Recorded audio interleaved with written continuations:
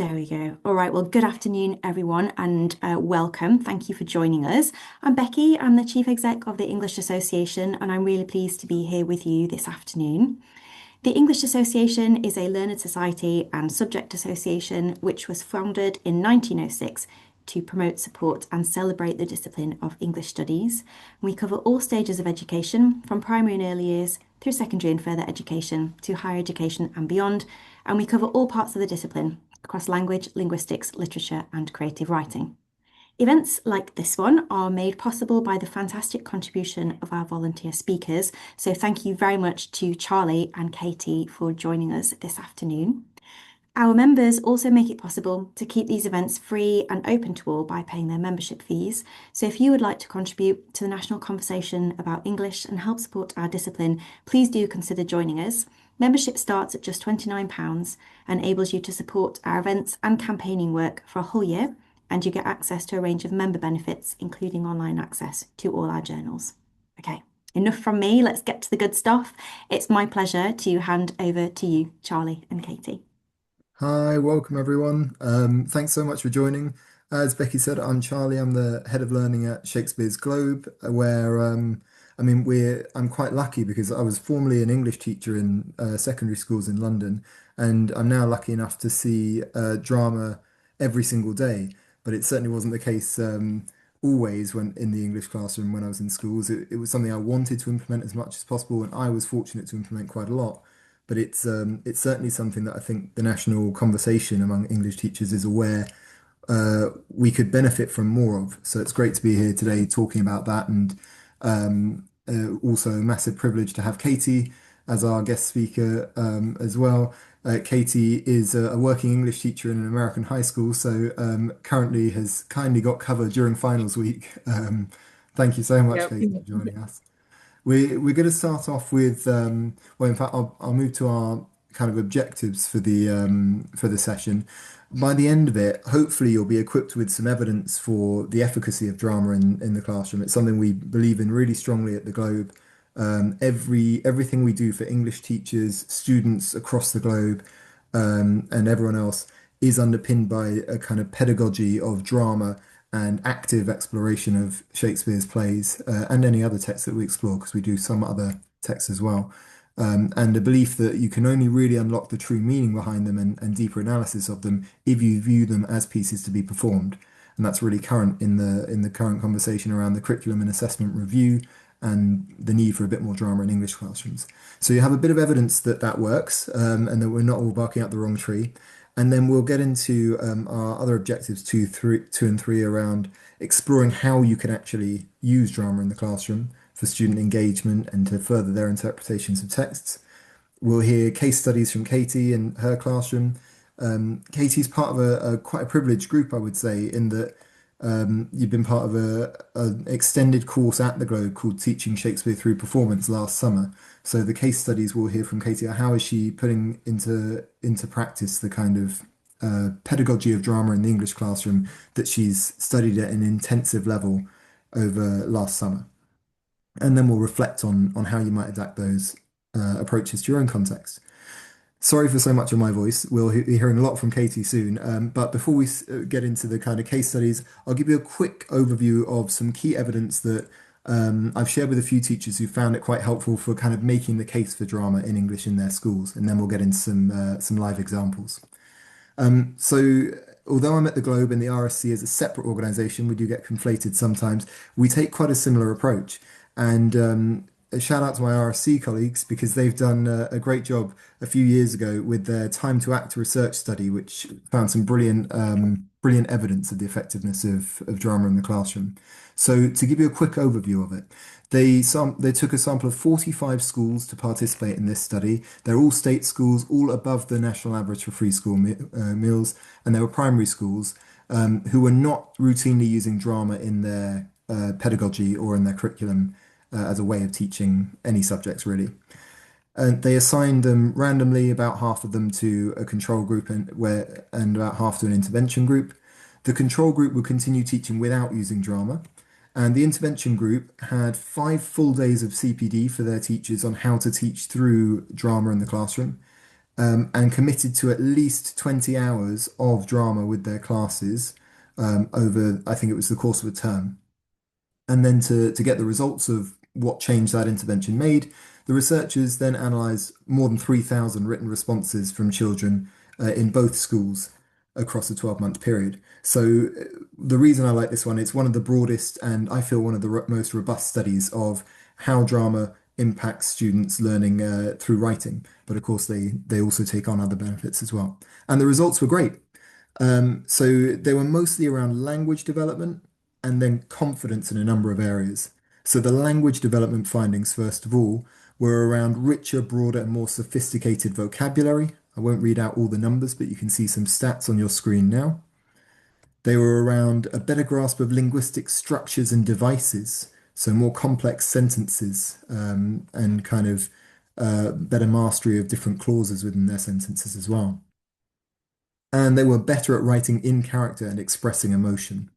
These were year five students, by the way, I should have said. So I would argue that the reason you haven't had a study of this scale in secondary is probably the time poor nature of secondaries with the drive to GCSE and A level. But I would also argue that a lot of these results would be hugely transferable to older students, and I wish there would be a study like that. I'm still trying to find people who will do a study like that with me. So, language development, significant gains for that group that had the drama teaching. They also demonstrated a broader understanding of abstract terms and descriptions.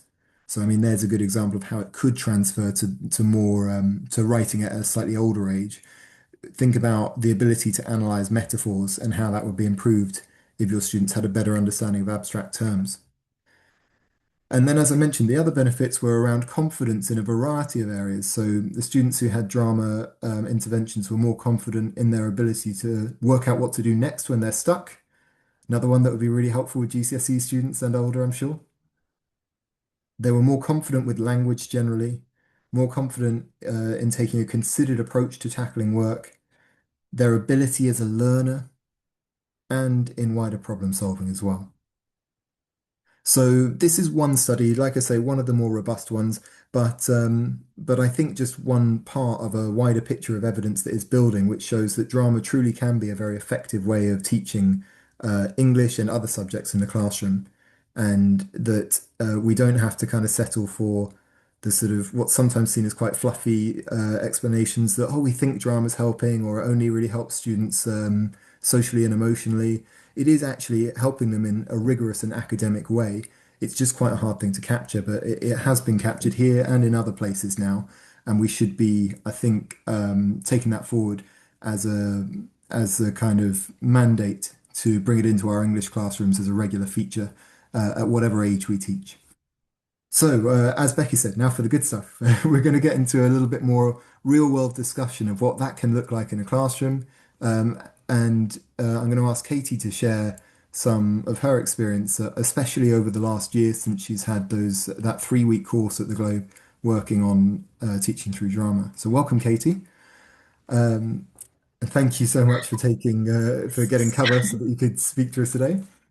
Yeah, it's so noisy here right now because we're in passing periods. So I'm so Okay. sorry for all the background noise. They're in between finals. It'll quiet down here in a little Don't bit, worry, but it's you not might coming hear some. across for us.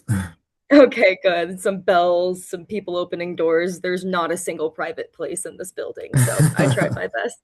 I think there's a lot of people Anyway. relating, but so we were going to start off by talking about ways into drama because it's not always easy to jump Mhm. straight in with your students, is it? Could you talk to us a bit No, about yeah. your experience of trying to hook them with drama? Yeah, so because I've always taught Shakespeare in my classroom. This is my 8th year being a high school English teacher, and so this is like last summer I finally learned how to actually teach it correctly. I did it the wrong way for the first few years, and we just kind of sat and read it.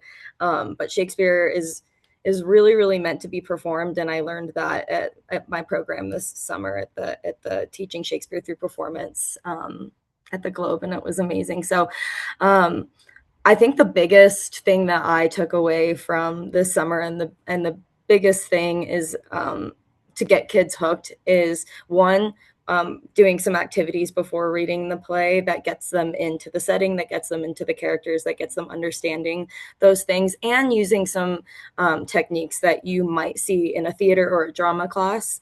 Um, I never thought of using that or using those in my English classroom to hook kids. I just kind of was like, this is an English class, so we don't need to do any of the drama parts of this. Um, so some different ways. You want me to just like go through some of the activities, Charlie? Is that Yeah, what we're that would be looking for? awesome. Thank you. Okay, cool. Yeah, so some things that I started doing differently, and forgive me, okay, here goes the bell. Forgive me, I have some notes up for some of the things that I wanted to talk about. One of the things that I started incorporating is something called Laban. So if anyone's familiar with drama at all, Laban is basically um, it gets students into how bodies express different characters, and so it's asking for how would this character move on stage. So there are four different categories to Laban. So there's characters can either move heavy or light, fast or slow, direct or indirect, bound or free. um, and then so specifically, I'll start with some very like I'll have students be walking in a circle, and just like start walking around the space, and I'll give some kind of general characters like, okay, I want you guys to show me how a high schooler who's really sick of the school year might move through the hallways. And then so we don't even talk about the play, right? We're talking about just kind of a very basic. So they might do something like heavy. They might move slow. They might move kind of indirectly because the high schooler would not be moving directly to their classes. No way. They might be a little bit bound. They're not moving freely. And then I might say, okay, now move as a toddler might when their parents have just gotten them a new toy. And then so they move really differently. Then they move a little bit more quickly, a little bit lighter, a little bit freer, more excited, right? So I take them through those different characters first, and then I'm like, okay, I teach 12th night to my freshmen, so we start to embody some different characters that we might see there. So for example, like Malvolio, I give them a little bit of background about who Malvolio is and how he's kind of this uppity servant who all he wants is wealth, and he wants to marry Olivia for her wealth. So I might say, okay, so how might someone like Snooty move right through the world? He might move light. He's going to move fast. He's going to move directly. But he might be bound, right? Because he's very uppity. So that's a way to do it, and you just kind of introduce your characters that way and how they might move on the stage, especially because later on I asked students to come up and perform during the play. So we use some of those. Okay, like how did we say Malvolio moves? How do we say Viola might move? So that's one way of doing it, is starting with those Laban movements.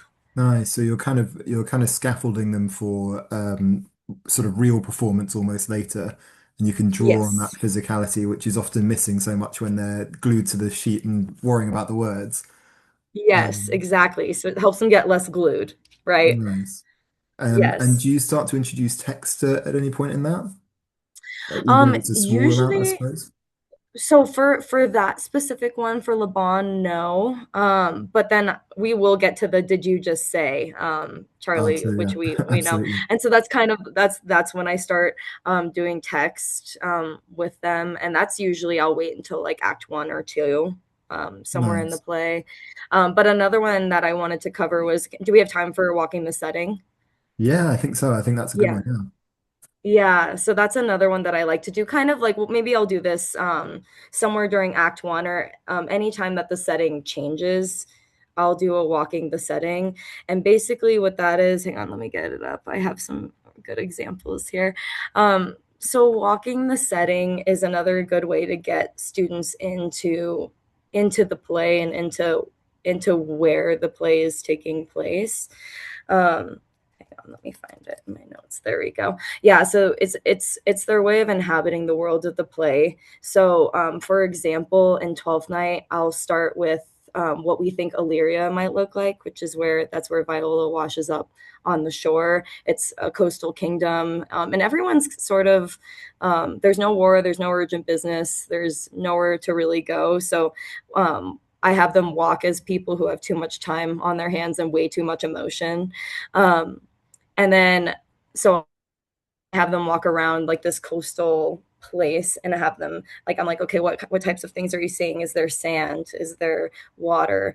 And we just sort of create this world together, and I have them tell me what they're seeing, what they're feeling, what they're smelling, and that helps them get into the setting. And then usually I'll do another walking the setting once we get to Olivia's house, and she's in this like huge compound, right? So we talk about what that building might look like and where the servants might live and where she might live. And also like how we're feeling too, because we learned that Olivia has sworn off men forever because her father and her Mm. brother have died. So like what is the vibe there? Everyone's in mourning. Everyone's supposed to be very serious. So we talk about that as well. And that Nice. helps them just get into the place before they actually have to understand the words.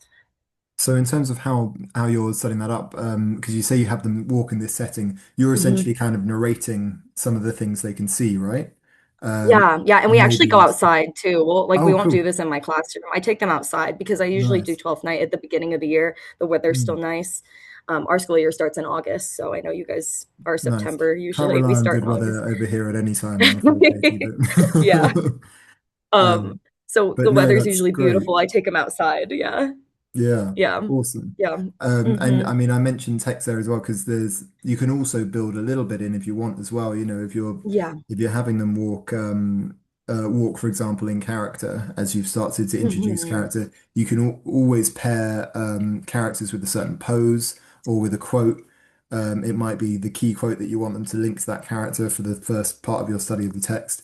So you can sort of vary Yes. these things, you know, to suit your class, to suit where Mhm. you want to take it as well, right? Or even that yes no exercise, right? You act as a Mm, character. For example, Viola asking Duke Orsino for a job when it's a Cesario. Viola really, really wants this job. Orsino might be a little bit hesitant to give it, which mm, even though, she's dressed up as guy, but like what do you figure out what does this character want? How would they present themselves in what they mm. want? Like by saying yes, just a simple yes or no. And try to Yeah, be as convincing as possible. yeah. So this one you're touching on the idea of tactics, which is a really common one in rehearsal studios in all theatres, not just the Globe.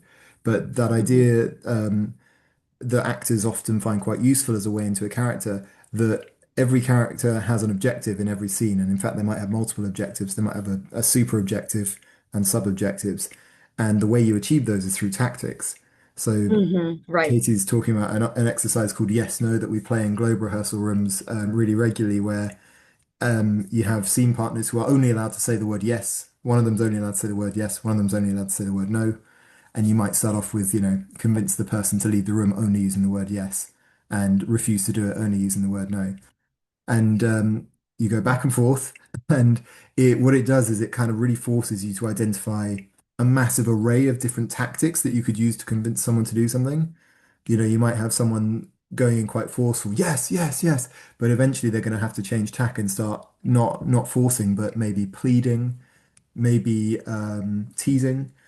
There's all different tactics, and if you do this with students, just with yes, no, you kind of remove the cognitive load of Shakespeare's text to start with, and you can get them to start identifying all of the different tactics they try to use. You could even list those on the board, and it's a great way for scaffolding when they then come into a piece of text where a character is trying very transparently or trying very clearly to achieve an objective.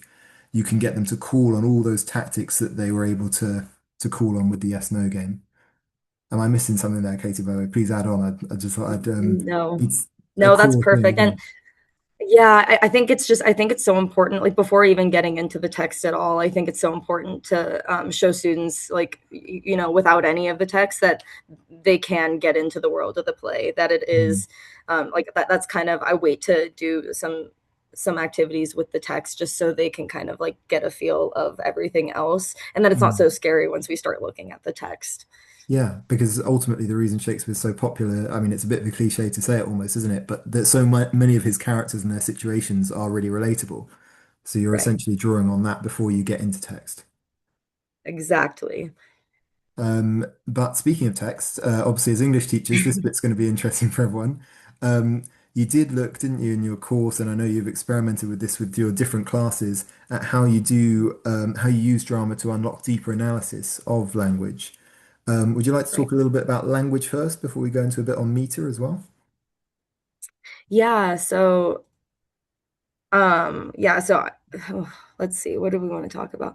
Are we talking about, you want to talk more about like experimenting with delivery, that kind of thing? Yeah, I experimenting with guess. delivery is a great one. I mean, Okay. for any UK teachers tuning in for hmm AO2 and multiple interpretations, so go for it, Katie. hmm Yeah, so because we're gonna do the did you just say, which is my favorite. So we'll Nice. do that in just a second. That's a good one. Awesome. Experimenting with delivery is when students take a single line and they perform it in multiple ways. It's a lot like um, the yes no thing that we just described. So they can take one line of Shakespeare or a couple lines and deliver it as a threat, as a plea, as a joke, as a pause, but like with a pause Mm. before the final word, with an emphasis on the shifted syllable. Um, and that kind of helps students get into the mind of the character and maybe like what the different motivations for this character might be, because what I did learn about Shakespeare this summer, if I learned anything, is there are just about a million ways you can interpret Shakespeare, and nobody is right or wrong. Shakespeare is for everybody. And then so one student might think that this line is supposed to be a pleading line, like this character is really wants something, is really begging for something. But another character or another student might think the character is more teasing with the line and might not be taking it as seriously as somebody else might think that this character is taking it. So we take a line and we say, okay, let's deliver this as a plea, as someone who's teasing somebody else, and then that kind of helps the students understand that this character may be really multifaceted, and they kind of pick their favorite, like pick what they really think embodies the character. In the end, they get to try it a whole bunch of different ways. Yeah, and a really rich thing for setting up writing because something, as Yes. an English teacher, you always want your students to do is explore multiple ways something could be interpreted. So if they Right. remember, I don't know, the one that they liked the best and the one that their friend liked the best, even if they hmm disagreed with that, for them to then write in an essay that it could be interpreted this way, particularly the emphasis was put on this word, however, it could also Right. be interpreted this way. That's kind of gold for English students, certainly in the UK, I'd imagine also in the US, right? Absolutely. Yeah, because and I know that a lot of your focus too is getting students to pick out themes and pick out Mm. things about character arcs and really understanding those things, and playing with delivery really does help them understand character motivations as well. And then I don't know, because I feel like I don't know if this is here, Charlie, correct me if I'm wrong, but the character values in the corners exercise, would that I've fit put in here? a little bit of space for us on that on the next bit, Okay, if that's right. So cool, before we go cool, to cool, it, cool. Sorry, I do you want forgot. to talk about that's all right. Do you want to talk about the did you just say as a nice way of isolating key words for analysis as well? Yeah, yeah. And So do you want your example? Do you want this Lady Macbeth example? I mean, we can fly with either one. So, um, yeah, we can use the example. I think it's probably easier to use the one that you have in your slides, so everybody can see it. But the did you just say exercise it asks students to respond to a line as if they've just heard something genuinely like shocking or confusing. Um, so they might like a student will read a line and their partner will react as if they can't believe that, and then they And you paraphrase pick it back in some one modern word, right? language. Yes, yeah, Yeah. you can start with multiple and then you start to shrink. Oh, nice. Okay, cool. That's how we did it this summer. Yeah. So you Yeah. can start with one line of text, but then they pick, you can shrink it. Sometimes you do, sometimes you don't. You can pick like, okay, now pick three words. Now Yeah. pick two words. Now pick one word. Awesome. And then you just keep going back and forth and back and forth. And then that way students can really boil it down to what is the most important keyword? What are the most important keywords here? Yeah, and I mean I've seen our practitioners using this in classes really regularly with particularly with GCSE groups where you quite often get students who've been taught that device of going they'll give a whole quote and then they'll say the word pick out one word suggests Mhm, and I mean I remember when I was an English teacher the number of times you're teaching those borderline sets where they really struggle to identify the highest impact word and they pick a rubbish mhm. one Like they could look at the first line of this speech and be like, the word is suggests. And you're like, oh my God, you've got raven there, you've got horse, like, you know, Right. and we did symbolism last week, or um, Right, exactly. It all just kind of blends together. so this Yeah. like this exercise where so the way that I've seen it, and as you say, Katie, there's different ways to kind of do it. Is you have Hmm. one person reading a speech, usually a soliloquy, and a listening partner who at the end of each line is saying, "Did you just say?" And they're saying one word in the version I've Hmm. seen. So I might say the Hmm. raven himself is horse, and Katie, you might say, Like raven horse. "Yeah, did you just say raven?" Right. Something You like can that. say, yeah, you can, because the way we did it a million different ways, but you can like have them either paraphrase back in modern language or Mm, pick out the two or three words that are the most nice. important. I like to do it where I have my students paraphrase back in something more modern. Oh, okay, Um, nice. So that's a it's great almost one like for a live translation. Yeah, which we yeah. also did. We did so many variations. There are just so many ways you can do it depending on what you're getting at. So like a comprehension kind of aim, you can get them Right. paraphrased back in modern, and then for Yes. more analysis, you can get them to go deeper on the language. Awesome, thank Exactly. you. Yeah. Um, we were going to talk about a bit about meter as well. Hmm. Would you like to talk Yeah. about walking the meter or anything you did around meter in the Yeah. summer? Yes. So meter is so fun. We also get to move around outside and walk around for this one. So walking the meter is really valuable because I feel like meter is one of the things that teachers are really like scared to teach because Mm, it's a really hard thing to teach and hard to get students to understand what iambic pentameter is and why it matters. Um, but it's also hard for students to grasp, especially when they're just sitting in their seats. So this is another good one where you get students to walk around. You might pick some sort of just some excerpt like a soliloquy, and students walk the meter by taking a soft step. Oh my gosh, soft step for an unstressed syllable, a firm step or a clap or a stamp for a stressed syllable, so they can um, find the rhythm. So the way we did it is we would take a soliloquy and we would walk around bump bump bump bump bump bump bump bump. And the cool thing with walking the meter too is so usually I'll give them some sort of conventional iambic pentameter, something that doesn't break at all. mm, And stays in iambic pentameter the whole time. And then they kind of get used to the bump, bump, bump, bump, bump, bump, bump, bump, and they can feel that meter and they walk it. And then I might give them a moment where the meter breaks, where there's an extra syllable. And then they kind of like, they have to, there's that extra syllable and they stomp, but they're like, why am I, what happened here? And then we take a look at, okay, so why is Shakespeare making this choice here? Why is there an extra syllable? So for example, I like doing Act Two, Scene Two in Twelfth Night, where Viola has that soliloquy where she says, "I left no ring with her. What means this mm, lady?" And so this is the moment where Viola is like, "I think Olivia's in love with me." yeah, So she has that moment where I and the am the meter man. breaks. Is that Yeah, that bit? and then we talk about why did Shakespeare make this choice here? Why is there an extra syllable? Mm, Why would the meter break here? And it's because, oh, Viola's having this huge realization right now. Her yeah. whole world's about to turn upside down. It's such a rich way of getting students to realize that the meter is not just a random restriction that Shakespeare imposed upon himself and other writers at the Right. time. I've got a little example here as well. I mean, I agree. You want to ideally introduce the idea with regular lines of iambic pentameter so they get used to that rhythm. You can use some of the Mhm. sonnets are really good for that. Shall I compare thee to a summer's day is really, really helpful. Or you can go non-Shakespeare. A nice line that we use to demo it sometimes is we say the words we want the world to hear. Works really nicely in iambic pentameter. So you get them beating out the rhythm as Katie said to something regular, so they get used to it, and then they really notice when it's irregular. So I've seen it done with the Macbeth is this a dagger speech. Once you've already done it, because it doesn't start regular this one. And you can kind of take it a bit further because to scaffold students for writing about this, particularly with a UK GCSE kind of head on, but it probably works for a lot of American stuff as well, I think. Um, if you can get them to secure the fact that iambic pentameter is kind of the status quo, it's kind of the equilibrium, that generally, if it's regular, that characters might be in a calm state. And that's reinforced if we teach them that each pair of syllables mirrors a heartbeat. So you can teach them if it's regular, if it's fitting that beat we've practiced, they might be calm, things might be okay. If it's irregular, we need to look at why, as Katie was saying, and really discuss like why do we think that extra syllable is there?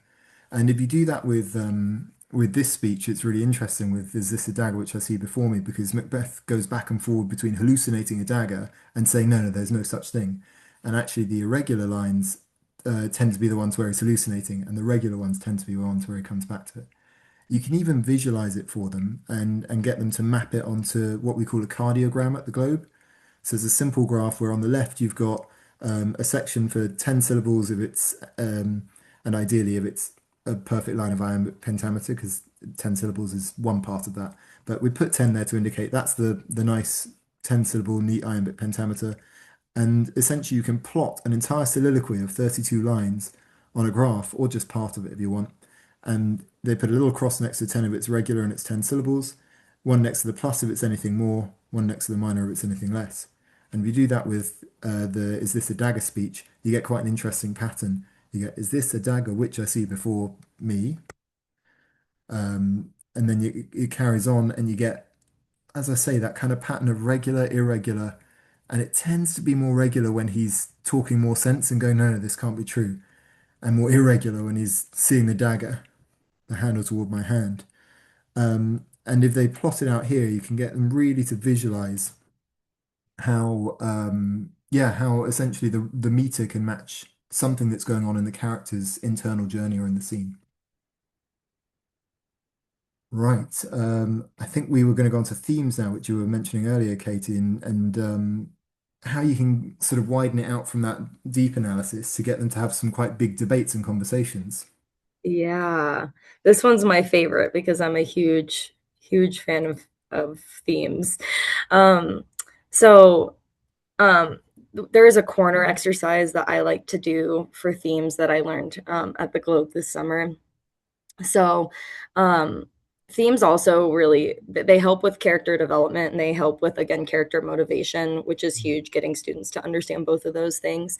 Um, and then so essentially what I like to do, and I'm going to use 12th night as an example. So basically, there's a corner exercise that you can have students do where um, students have to justify their position about what a character is valuing, and like where in the text do they see this. So um, essentially I use 12th night and I have my corners are labeled love, status, loyalty, self-interest, and truth. So I have students, we do Malvolio, for example. So at the beginning of Act Two, that's where they learn about Malvolio. And again, he's Olivia's servant. We know that some students, when they know very little about Malvolio, might stand in the status corner, might stand in the self-interest corner for Malvolio. And then I have them justify, okay, why do we think Malvolio values status? Because all Malvolio wants, he has so many lines where all he wants is to have money and not be a Mm. servant anymore. And also he's full, like he does not care about any of the other characters. He's so mean to Sir Toby, so mean to Sir Andrew. All he cares about is himself. And then we run it again for Malvolio after the letter scene. So some of the students might move to the love corner because he gets this fake love letter from Olivia, who Mariah actually wrote it, but Mm. um, some students might argue, oh, now he values love, but then I'll have other students arguing and be like, no, it's still self-interest, it's still status. He doesn't actually love Olivia, he only wants to be with her for her money. So this is getting students to start talking about what do these characters value. um, and then with Viola, you can do the same thing. You might say that she values survival and loyalty, but then later on, when we realize that she's in love with Duke Orsino, love and truth are kind of starting to pull at her a little bit more. So this helps students track a character arc if you do it, if you do these corners throughout the play, and have them justify it using evidence.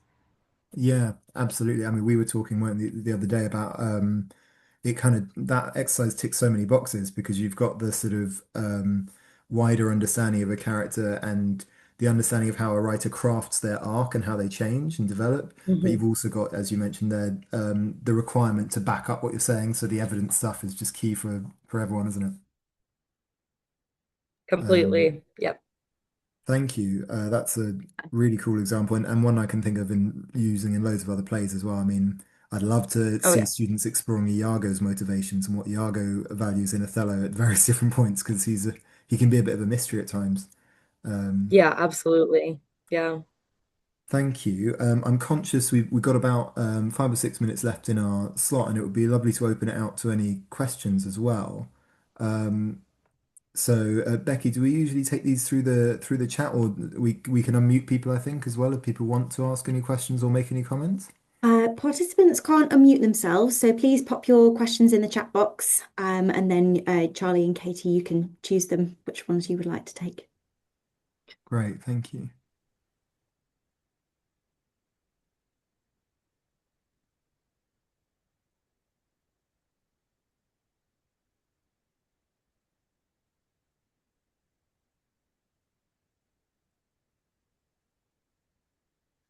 Was there any resistance from other English faculty members when you started to introduce drama and take the students outside?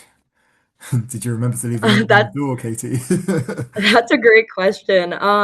I mean, here in this, so at my school especially, I work at kind of like a tougher school. I have a tougher group of students.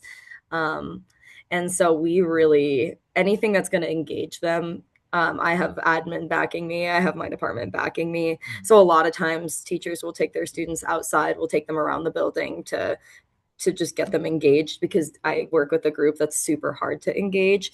I imagine that it wouldn't be as easy at some other schools, just Mm. depending on where I might be. But I get a lot of backing because I get a lot of buy-in as well, and people can see that.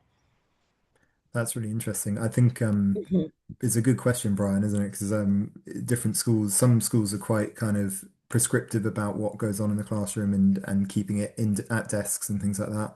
I suppose it's also worth mentioning that you can adapt a lot of drama exercises to still be done at desks if you need to. It's obviously Yep. great. The movement benefits are really huge, but if you can't have that, you can still use rehearsal room style things like the did you just say exercise or Hmm. even the walking the meter can be substituted for kind of tapping out a rhythm on your chest or on your desk or something. Um, Yes. it's not the ideal, but it's definitely transferable into a different Yeah, context. the limited space. I can see someone's asking about the limited space. I mean, even if you can just push the desks in your room to the side, a lot of this can be done. Like it just any way that you can make this feel like something different than just sitting at a desk, even having students stand and like what Charlie said, like maybe even just like stomping and clapping for that meter exercise. Or you can still, every room has some sort of corner that kids can move to. So Mm, even if you just kind of, I always, even if I'm keeping my desks in one place, I just have students tuck their bags under their desks so no one trips. And then you can still label corners in your room and have them move just a little bit. So, great, thank you. yeah. We've got a few more questions in the chat, so we'll do our best to talk to at least a few of them before we finish. Um, Hmm. there was one around Performance, I see. yeah, at what point to get to performance, I think, wasn't it? Yeah, so I don't have students like perform necessarily, but I do require whenever I'm reading Shakespeare in my class that every student in my class comes up at least twice to read any part, even if it's like soldier number one, by the end of the play. So some of the kids that are um, not quite as outgoing don't want to be up there, but I make them come stand up. I bring props to school as well, so I'll bring like pool noodles as swords, and then I'll bring like yellow stockings for Malvolio. And so so I have kids come up and they don't necessarily have to perform, but they do have to come up and read. And the cool thing is um, everybody struggles through Shakespeare. I even trip over Shakespearean words. And then so just getting kids up there reading it. Everyone sucks at reading it, so no one's really that embarrassed either. Thank you. I'm Yeah. trying to identify some themes in the questions to Hmm. help us try and address as many as possible. There's a couple around there's a couple that I think could be answered by one of the reading suggestions that are going to be sent out after this, guys. So someone asked if there's any evidence that these approaches work particularly well with ALN students. I'm not actually familiar with that acronym, but I'm assuming it's additional learning needs. So if it is, I don't know of a really hard data set with numbers like the one I showed earlier on the RSC, other than the fact that that would apply to students in a standard classroom where, at the moment we're about 18% SEN in English schools. So that data would apply to those students as well. But the Creative Shakespeare book, which will be referenced in the information that Becky sends out afterwards, has a whole chapter on a really amazing project that the Globe used to do with a special educational needs school or a couple of special educational needs schools. So there's some anecdotal evidence in there that's really strong. And that's a project that took place over several years. And if I Hmm. find any more evidence on how that helps for students with additional needs, then I'll share that out as well. And I think there was another question where the answer is also sort of in that book. It was around kind of training as a teacher to read dramatically and teacher voice. Creative Shakespeare is a really good resource for loads and loads of different exercises to build up your students and actually takes you as a teacher on the journey on how to lead those things as well. So um, it's not a very old book, but relatively old book now. So I'm not plugging it because it's new and we're trying to sell it or anything like that. It's a good resource. Also, I recommend doing the program that I did last summer to get your teacher Mm. voice in Shakespeare. I learned so much about delivery. I was in theater my whole life, so I kind of was lucky in that regard.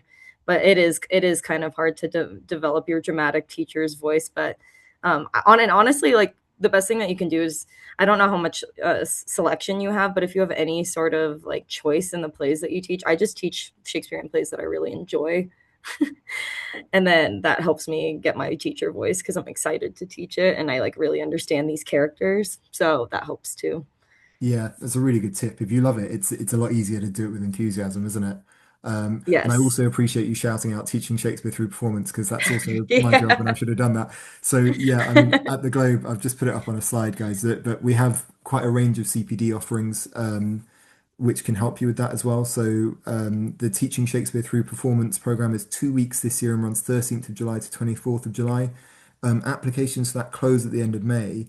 We're actually quite close to filling that course though. So if you're interested, I would suggest you email the learning email address at the bottom there as soon as possible. Or, I mean, if you've got everything you need to apply, you can apply through the website, Teaching Shakespeare Through Performance page on the Globe website. Um, if that 2 week course is a bit too much at this stage, we do public CPD sessions that you can book onto, which are just on our teacher training page of the website. There's Macbeth and Romeo and Juliet GCSE focused sessions, both booked in for kind of September, October, November at the moment. Um, and you can email us if there's anything more bespoke that you'd like us to sort out. So we do inset days, um, all sorts of sessions. We kind of structure pretty much anything you want around Shakespeare and teaching. So whether it's your confidence in your teacher voice, we could do a whole session on that, or if it's looking at a specific text or a specific character. I'm conscious that we are pretty much at time, so I'm sorry we didn't get to answer all of the questions there. Um, but Becky, I know there'll be some information sent out afterwards, and yeah, that learning email address on the slide does come through to my team as well, guys. So if there's anything you were keen to discuss with me and the team, please feel free to email that, and we can pick it up as well. Thank you. Thank you so much, Charlie and Katie. It's been wonderful to spend this time with you and hear your experiences this afternoon. Thank you to everyone who has joined us. The recording, some extra reading, and the slides will be with you by tomorrow. So you can keep referring back to this and get in touch with us if you have any more questions. So I wish you all a great afternoon and see you again soon. Thank you. Thank Thanks you so much, everyone. guys.